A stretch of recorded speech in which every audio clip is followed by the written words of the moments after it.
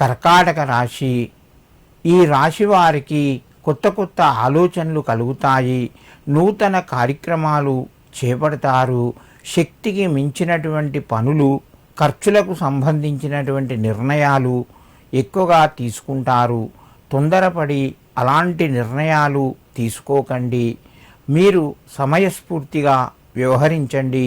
కొన్ని అవకాశాలు మీ ముందుకు వచ్చినా కూడా పెద్దల యొక్క సలహాలు తీసుకొని మీరు వాటిని పాటించండి. లేదా భవిష్యత్తులో మీరు ఆర్థికపరంగా ఇబ్బందులు ఎదుర్కోవలసి వస్తుంది. ఆరోగ్య పరిస్థితులు కొంత మెరుగుపరుస్తాయి.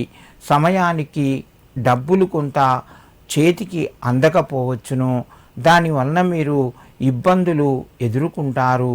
ఊహించినటువంటి పనులు సకాలంలో పూర్తి చేస్తారు. కర్కాటక రాశివారు ఈరోజు శ్రీ గురు దత్తాత్రేయాయ నమః అని చెప్పి 11 సార్లు చదువుకొని మీ పనులు ప్రారంభించండి. మీకు మరింత శుభయోగం కలుగుతూ ఉంటుంది.